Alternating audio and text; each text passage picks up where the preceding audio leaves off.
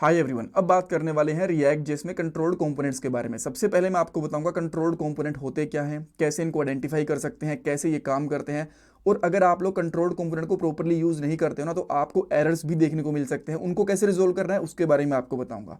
और controlled component के example के लिए हमें एक फॉर्म लेना पड़ेगा, उसमें कुछ इनपुट फील्ड्स लेंगे और उन इनपुट फील्ड्स को स्टेट के साथ यूज करना बहुत जरूरी होता है, तभी एक कंट्रोल्ड कंपोनेंट का एग्जांपल बन के आएगा। और लास्ट में जो हम लोग स्टेट के अंदर वैल्यूज को स्टोर करवाएंगे उनको डिस्प्ले भी करवा देंगे यूआई के ऊपर। एंड कुछ इंटरव्यू क्वेश्चन भी डिस्कस करने वाले हैं इस पार्ट के अंदर। ये रिएक्ट जेएस 19 की प्लेलिस्ट है जो आपकी डेफिनेटली हेल्प करने वाली है रिएक्ट जेएस की जॉब में, प्रोजेक्ट में, इंटरव्यूज में। पूरी प्लेलिस्ट का लिंक डिस्क्रिप्शन बॉक्स में डाल दिया है, आराम से बैठ के देखना। अब पहले क्वेश्चन की तरफ चलते हैं कि कंट्रोल्ड कंपोनेंट्स कौन से कंपोनेंट्स होते हैं। देखो, एक कंपोनेंट को तभी आप लोग कंट्रोल्ड कंपोनेंट बोलोगे जब उसके अंदर एक फॉर्म होगा, उस फॉर्म के अंदर कुछ इनपुट फील्ड्स होंगी और उन इनपुट फील्ड्स को हम लोग रिएक्ट की स्टेट के साथ में कंट्रोल करेंगे। ठीक है, आपको ध्यान रखना है, इनपुट फील्ड्स की वैल्यू को रिएक्ट की स्टेट के साथ कंट्रोल करेंगे, तभी एक कंपोनेंट को कंट्रोल्ड कंपोनेंट बोला जाएगा।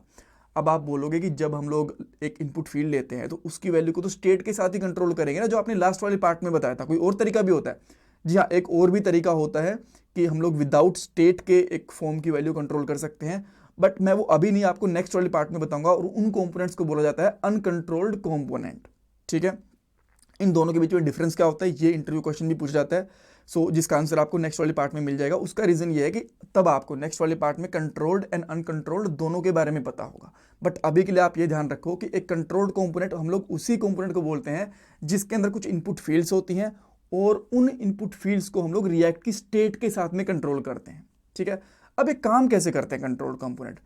जब भी हम लोग एक इनपुट फील्ड लेंगे तो उसकी वैल्यू को स्टोर करवाने के लिए हम लोग हमेशा स्टेट का यूज करेंगे। बिना स्टेट के हम लोग अगर वैल्यू स्टोर करवा रहे हैं तो वो कंट्रोल्ड कंपोनेंट नहीं है। और ये मैंने आपको ऊपर वाली लाइन के अंदर भी बोला है। तो पहला तो ये चीज़ है कि एक इनपुट फील्ड हो, उसकी वैल्यू को स्टेट के अंदर स्टोर करवाओ। और जब हम लोग इनपुट फील्ड लेते हैं तो ऐसा नहीं है कि सबमिट वाले बटन के ऊपर उसकी वैल्यू को गेट करेंगे, उसकी वैल्यू को हम लोग ऑन चेंज इवेंट के ऊपर ही गेट करते हैं। ठीक है, अब ये कैसे होता है इवन मैं आपको लास्ट वाले पार्ट के अंदर बता चुका हूं, अभी भी बता दूंगा। और देखो, जो हमारी इनपुट फील्ड होगी उसका एक वैल्यू एट्रीब्यूट होता है, वो हमेशा स्टेट के साथ में अटैच्ड रहता है। अगर वो अटैच्ड नहीं है तो आपको एरर देखने को मिलेगा। इन तीनों चीज़ों को मैं आपको इंप्लीमेंट करके दिखाऊंगा कि कैसे काम करती हैं। डोंट वरी, अगर आपको समझ में नहीं आया तो उसके बारे में टेंशन लेने की जरूरत नहीं है। बट आप बोलोगे बेनिफिट क्या है। देखो, कंट्रोल्ड कंपोनेंट का सबसे बड़ा बेनिफिट होता है सिंगल सोर्स ऑफ ट्रूथ। इसका मतलब है कि एक इनपुट फील्ड की वैल्यू एक स्टेट के साथ ही अटैच होती है। उस स्टेट के अंदर जो भी चेंज मिलेगा वही सेम चेंज आपको इनपुट फील्ड के अंदर भी मिलेगा, यानी कि जो आपकी वैल्यू है, जो आपका सोर्स है, उसका एक सिंगल ही सोर्स मिलने वाला है। सेकंड चीज, सबमिट करने से पहले ही आप लोग वैलिडेशन वगैरह लगा सकते हो, मैनिपुलेशन वगैरह कर सकते हो। बिकॉज ऑन चेंज के ऊपर आप करते हो ना, वैल्यू को गेट करते हो या फिर सेट वगैरह करते हो स्टेट के अंदर। ठीक है, तो उससे क्या होगा, आप लोग वैलिडेशंस वगैरह ऑन चेंज इवेंट के ऊपर ही कर पाओगे, आपको सबमिट करने से पहले ही ऑप्शन मिल जाता है। थर्ड चीज क्या होता है, आप डायनेमिकली वैल्यू को अपडेट कर सकते हो। एक स्टेट है जो कि एक इनपुट फील्ड के साथ में बाइंड होती है, तो अगर वो स्टेट कहीं बाहर से भी चेंज होती है तो भी आपकी वैल्यू बहुत ही आराम से इनपुट फील्ड के अंदर चेंज हो जाएगी। तो इसको हम लोग बोलते हैं डायनेमिक अपडेट वैल्यू। तो ये तीन इनके बेनिफिट होते हैं जो कि इंटरव्यूज में पूछे भी जाते हैं।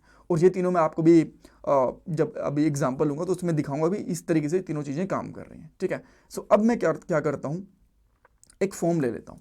इवन अगर आप फॉर्म नहीं भी लोगे तो भी चलेगा, कोई जरूरी नहीं है कि आपको फॉर्म लेना है, बट जो इनपुट फील्ड्स की वैल्यू है वो स्टेट के साथ ही कंट्रोल होनी चाहिए, ये इंपॉर्टेंट चीज है।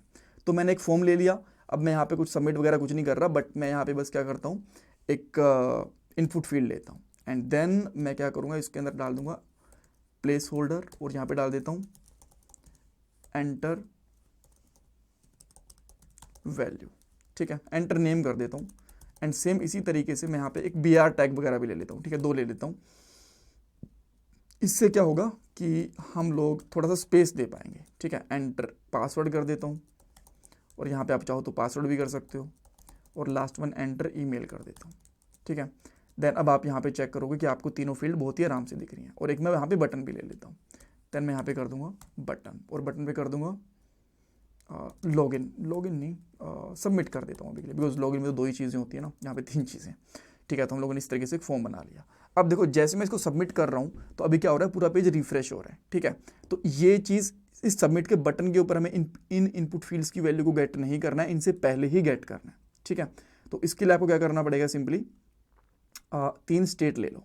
तो मैं यहाँ पे लेता हूँ कॉन्स्ट और यहाँ पे लेता हूँ नेम, देन सेट नेम और यहाँ पे हम लोग कर देंगे यूज़ स्टेट और इसकी वैल्यू हम लोग यहाँ पे क्या कर देंगे, बेसिकली बाय डिफॉल्ट इसकी वैल्यू एम्प्टी रख देता हूँ। और जैसे मैंने एक स्टेट लिया इसी तरीके से मैं दो स्टेट और ले लेता हूँ। यहाँ पे कर देता हूँ पासवर्ड, कुछ मिक्स मैच हो गया, password and set password and then इसमें हम लोग यहाँ पे लेंगे ईमेल एंड यहाँ पे लेंगे सेट ईमेल।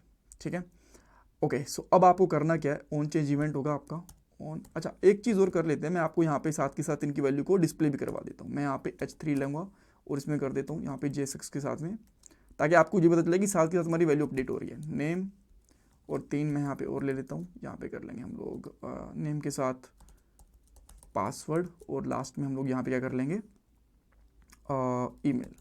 और जैसे मैं यहाँ में नेम में अगर बाय डिफॉल्ट नेम डालता हूँ, मैंने अनिल डाल दिया, तो आप देखो कि जो भी इसकी वैल्यू है यहाँ पे हमें दिख रही है। ठीक है, अभी आपको कुछ एरर्स दिखाई दे रहे हैं यहाँ पे, इनको इग्नोर मारो बिकॉज मैं अब इनको भी रिजोल्व करके दिखाऊंगा। ठीक है, तो यहाँ पे आ गया अनिल, यहाँ पे नीचे दिख भी रहा है, तो इसको मैं बाय डिफॉल्ट के लिए ब्लैंक रखता हूँ। बट मैं ये दिखाने की कोशिश कर रहा था कि जो भी यहाँ पे नेम होगा आपको यहाँ पे डिस्प्ले हो जाएगा। तो यहाँ पे आपको ऑन चेंज इवेंट लेना है, ऑन चेंज इवेंट।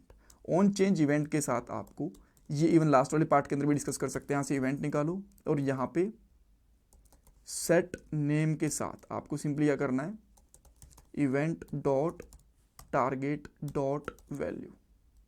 ठीक है, तो अब मैं यहाँ पे जो भी लिखता हूँ, जैसे मैंने यहाँ पे लिख दिया अनिल, तो आपको यहाँ पे वैल्यू प्रॉपरली दिख रही है, आप देख पा रहे हो। ठीक है, अनिल सिद्धू लिखूंगा, ये भी आपको प्रॉपरली दिख रही है, इसमें कोई दिक्कत नहीं है। ठीक है, ओके। सो ये एक चीज़ हो गई। देन सेम इसी तरीके का इवेंट आपको दूसरी वैल्यूज के साथ भी करना है, दूसरी इनपुट फील्ड के साथ भी, जैसे कि यहाँ पे भी कर दूंगा एंड यहाँ पे भी कर दूंगा। और यहाँ पे क्या कर देंगे सेट पासवर्ड और यहाँ पे कर देंगे सेट ईमेल। ठीक है, तो अब मैं जैसे यहाँ पे लिखता हूँ अनिल, यहाँ पे आ गया। पासवर्ड वैसे दिखाते नहीं, आई नो, बट ठीक है अभी के लिए 1 2 3 कर रहा हूँ, तो ये आपको दिख रहा है। एंड ईमेल भी anil@test.com जो भी लिख रहा हूँ, इसकी वैल्यू भी हमें यहाँ पे मिल रही है, आप देख पा रहे हो। ठीक है, सो जब हम लोग जैसे यहाँ पे देख पा रहे हो आप लोग, जो वैल्यू है इन इनपुट फील्ड की स्टेट के साथ कंट्रोल हो रही है। यहाँ पे स्टेट की वैल्यू है, स्टेट की वैल्यू है, स्टेट की वैल्यू है। और अगर मैं यहाँ पे मान लो एक बटन ले लेता हूँ क्लियर, ठीक है, ये हमारा कंट्रोल कंपोनेंट हो चुका है। ठीक है, ये इसी को हम लोग एक कंट्रोल कंपोनेंट बोलते हैं। अगर आप यहाँ से फॉर्म हटा दोगे इस तरीके से, तो भी ये प्रॉपरली काम करेगा, इसके अंदर कोई दिक्कत नहीं है। आपने हटा दिया तो भी प्रॉपरली काम करेगा। मैं यहाँ पे रिफ्रेश कर देता हूँ, यहाँ पे आपने लिखा अनिल। ठीक है, तो फॉर्म होना इंपॉर्टेंट नहीं है, बट इंपॉर्टेंट क्या है कि इनपुट फील्ड की वैल्यू है वो हमारी स्टेट के साथ में कंट्रोल होनी चाहिए, जो कि अभी हो भी रही है। ठीक है, अब ये तो आप बोलोगे पूरी तरीके से कंट्रोल नहीं हो रही ना, इसको खाली थोड़ी करवा पा रहे हैं हम लोग स्टेट के साथ में, खाली भी आप चाहो तो करवा सकते हो। अभी तो हम लोगों ने इसकी वैल्यू को ऐड करा है। जैसे कि मैं एक बटन बना देता हूँ यहाँ पे, इसका मैं यहाँ पे कर देता हूँ क्लियर, और इस क्लियर पे क्या करता हूँ ऑन क्लिक, और यहाँ पे मैं एक एरो फंक्शन लेके इस तरीके से।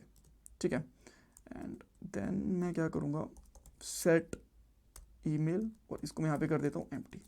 तो जैसे मैं इस पर क्लिक कर रहा हूँ, यहाँ पे anil@test.com ये ईमेल आईडी है, क्लियर करूँगा तो आप देखो ये क्लियर हो गई है। सेम इसी तरीके से एक चीज़ नहीं, मैं चाहूँ तो सारी की सारी चीज़ें, जैसे कि इसके बाद अगर मैं सेट नेम करता हूँ तो ये काम कर जाना चाहिए यहाँ पे। एंड देन लास्ट में अगर मैं यहाँ पे करता हूँ, आप इसका अलग से फंक्शन भी बना सकते हो, सेट पासवर्ड, इसको भी आप खाली कर सकते हो। ठीक है, आप अलग से चाहते हो फंक्शन बना के इन तीनों को चेंज कर सकते हो, मैंने यहीं पे चेंज कर लिया। ठीक है, जैसे मैं क्लियर करूँगा, देखो सारी की सारी चीज़ें यहाँ से क्लियर हो गई।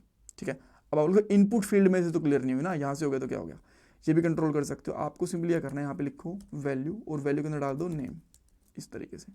देन आप यहाँ पे करो वैल्यू, देन वैल्यू के अंदर यहाँ पे डाल दो पासवर्ड, और देन यहाँ पे डाल दो वैल्यू, और वैल्यू के साथ यहाँ पे डाल दो ईमेल।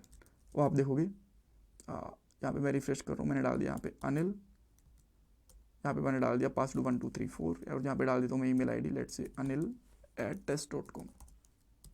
अब जैसे मैं यहाँ पे क्लियर कर रहा हूँ तो आप देखोगे सारी की सारी वैल्यू यहाँ पे क्लियर भी हो जा रही है। ठीक है, ओके। सो यहाँ पे एक परफेक्ट एग्जांपल है, यहाँ पे आप देख सकते हो जो मैंने चीज़ें बोली थी सारी चीज़ें हैं। सबसे पहले ये काम कैसे करता है, जो स्टेट डाटा है वो स्टोर किस में होना चाहिए, स्टेट के अंदर। वो हो गया ऑन चेंज इवेंट, यानी कि ऑन चेंज के ऊपर ये चेंज हो रहे हैं हमारे पास। और लास्ट में वैल्यू एट्रीब्यूट अटैच होना चाहिए स्टेट के साथ में। यहाँ पे आप देख पा रहे हो स्टेट जो ये वैल्यू एट्रीब्यूट है इनपुट फील्ड का, ये स्टेट के साथ में अटैच्ड है। अब इसके बेनिफिट देखो, सिंगल सोर्स ऑफ ट्रूथ, हर एक जो इनपुट फील्ड है उसकी वैल्यू कहाँ से कंट्रोल हो रही है, एक स्टेट के साथ में। तो इसकी वैल्यू का सिंगल सोर्स क्या बन गया, स्टेट। अगर ये स्टेट कहीं से और से भी चेंज हो रही होगी, जैसे कि मैंने यहाँ पे इसको क्लियर करा बटन के ऊपर, या फिर अगर मैं यहाँ पे कुछ ABC डाल देता तो यहाँ से कंट्रोल हो रही, तो सिंगल सोर्स ऑफ ट्रूथ बन गया।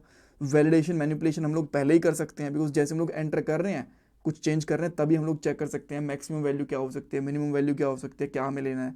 एंड लास्ट वन क्या है, डायनेमिक अपडेट, यानी कि देखो ये स्टेट है, यहाँ से भी चेंज हो सकती है, क्लिक के ऊपर भी कहीं से भी स्टेट हो तो उसकी वैल्यू भी चेंज हो जाएगी। तो ये हम लोग क्या कह सकते हैं, डायनेमिक वैल्यू हमारी अपडेट हो रही है। सो सारी चीज़ें प्रॉपरली हो चुकी हैं। Thank you so much for watching this part. इसमें कुछ डाउट कन्फ्यूजन है मुझे कमेंट सेक्शन में पूछो। प्लीज़ वीडियो को लाइक करना, चैनल को सब्सक्राइब करना। ये मेरा गूगल पे और पेटीएम का डोनेशन नंबर, अगर आप लोग डोनेशन करना चाहते हो तो। Thanks guys.